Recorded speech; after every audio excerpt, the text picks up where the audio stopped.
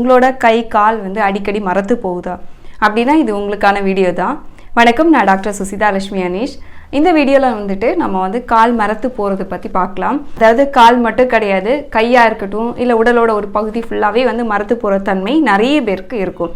என்னென்னா நீண்ட நேரம் ஒரே இடத்துல உட்கார்றது, கால் மடித்து உட்கார்றது, காலை தொங்க போட்டு உட்கார்றது, ஒரே பக்கமாக படுத்துக்கிறது, சிஸ்டம் ஒர்க் பண்ணிட்டு இருக்கிறது, இந்த மாதிரி பல ரீசன்ஸ்னால நமக்கு வந்து ஏதாவது ஒரு சமயத்துலையாச்சும் நம்ம வந்து மரத்து போகிற தன்மையை நம்ம உணர்ந்திருப்போம். பல காரணங்கள்னால வருது. இது வந்து ஒரு நோயான்னு கேட்டிங்கன்னா நோய் கிடையாது, பட் ஆனால் ஒரு நோயோட அறிகுறி அப்படின்னு சொல்லலாம். என்னென்ன நோய்களுக்கான அறிகுறி அப்படின்னு பார்த்தீங்கன்னா, முதல்ல வந்து சர்க்கரை நோயாளிகளுக்கு இந்த மாதிரி அறிகுறி வரும். நிறைய அறிகுறிகளில் இதுவும் ஒரு அறிகுறி தான். அடுத்து தைராய்டு ப்ராப்ளம் இருந்துச்சுன்னா, இல்லை வந்து ஹார்ட் சம்மந்தமான ப்ராப்ளம், பிளட் ப்ரெஷர், அதே மாதிரி கார்பல் டனல் சிண்ட்ரோம்னு சொல்லுவோம், வெரிகோஸ் வெயின், இந்த மாதிரி பல நோய்களுக்கான அறிகுறின்னு சொல்லலாம்.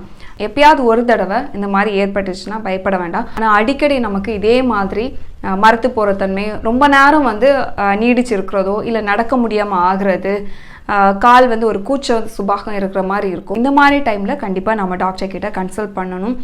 ஏன்னா இது பெரிய பெரிய நோய்கள் வர்றதுக்கான அறிகுறியாக கூட இருக்கலாம்.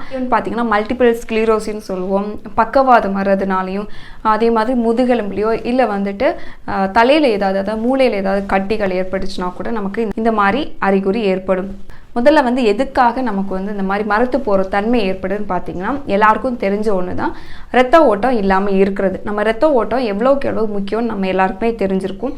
ரத்த ஓட்டம் வழியாக தான் நமக்கு வந்து ஆக்சிஜனாக இருக்கட்டும், வேறு பல சத்துக்களுமே நம்ம எல்லா உறுப்புகளுக்குமே சென்றடையுது. ஸோ அப்படி போனால் மட்டும்தான் அந்த உறுப்புகள்னால அதோட வேலையை ஒழுங்காக செய்ய முடியும். அப்படி இருக்கும் பட்சத்தில் அந்த இடத்துல ஏதாவது ஒரு தடைகள்னால ரத்த ஓட்டம் போகாமல் இருந்துச்சுன்னா நமக்கு இந்த மாதிரி குளிர்ந்த தன்மையோட சேர்ந்து மரத்து போகிற தன்மையும் ஏற்படும். இது இந்த ரத்த ஓட்டம் தடைப்படுறதுக்கு முக்கிய காரணம் பார்த்திங்கன்னா, ஃபஸ்ட்லேயே நம்ம சொன்ன மாதிரி ரொம்ப நேரம் உட்காந்து எடுக்கிறது, உடம்பு வந்து எதுவும் அசைவு இல்லாமல் ஒரே இடத்துல ஒரே பக்கமாக இருக்கிறது, அதே மாதிரி ஏதாவது ரத்த நாளங்கள் வந்து விரிவடைஞ்சாலும் சரி, இல்லை சுருக்கமாக இருந்துச்சுனாலுமே, திசுக்களோ இல்லை வந்து மசில்ஸ் அந்த மாதிரி ஏதாவது இன்ஃபெக்ஷனோ இல்லை வேறு ஏதாவது சின்ன சின்ன கட்டிகள் இருந்துச்சுனாலும் சரி, முதுகெலும்பு அப்படி இல்லாட்டி மூளையில் ஏதாவது கட்டிகள் அந்த மாதிரி ஏற்பட்டுச்சுனாலும் நமக்கு வந்து ரத்த ஓட்டம் தடைப்படும். அதாவது ஒரு ரத்த குழாய் இருக்குது, இப்போ ஒரு பைப்புன்னே வச்சுக்கலாம். அந்த பைப்பு மேலே ஏதாவது ஒரு அழுத்தமோ இல்லை ஏதாவது ப்ரெஷர் இல்லை ஏதாவது ஒரு கல் போய் அடைஞ்சிருந்துச்சுன்னா அதில் நீரோட்டம் நமக்கு வந்து சீராக இருக்குமா? இல்லை தானே? அதே மாதிரி தான் நம்ம ரத்த நாளங்கள், அதாவது ரத்த குழாய் மேலேயோ ஏதாவது ஒரு அழுத்தம் இல்லை ஏதாவது ஒரு கட்டியோ அந்த மாதிரி இருந்துச்சுன்னா நமக்கு வந்து ரத்த ஓட்டம் இல்லாமல் இருக்கும். ஸோ அந்த ரத்த ஓட்டத்தை சீர்படுத்துறதுக்கு நம்ம என்னென்ன பண்ணலாம் அப்படின்னு கேட்டிங்கன்னா, கண்டிப்பாக நம்ம உடற்பயிற்சி பண்ணணும். முக்கியமாக வந்து வாக்கிங் பண்ணுறது ரொம்பவே நல்லது. வீட்டை சுற்றியோ இல்லை வந்து வெளியில் நடக்கிறதுக்கு இடம் இருந்துச்சுன்னா வெளியே போகலாம். அப்படி இல்லாட்டி நின்ன இடத்துல கூட நம்ம பிரிஸ்க் வாக் மாதிரி பண்ணிட்டு வரலாம். இது பண்ணும்போது நமக்கு வந்து ரத்த ஓட்டம் எல்லா உறுப்புகளுக்குமே போய் சென்றடையும்.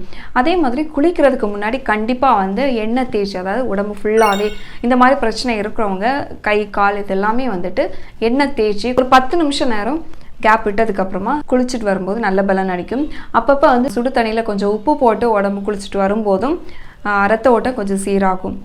அதே மாதிரி சாப்பாட்டில் பார்த்தீங்கன்னா சிட்ரிக் ஆசிட் இருக்க மாதிரி உணவுகள் எடுத்துக்கலாம். ஆரஞ்சு, சாத்துக்குடி, லெமன் இந்த மாதிரி ஃப்ரூட்ஸ் நிறைய எடுத்துக்கோங்க. கடலில் வாழக்கூடிய மீன்கள் வந்து நிறையவே எடுத்துக்கலாம்.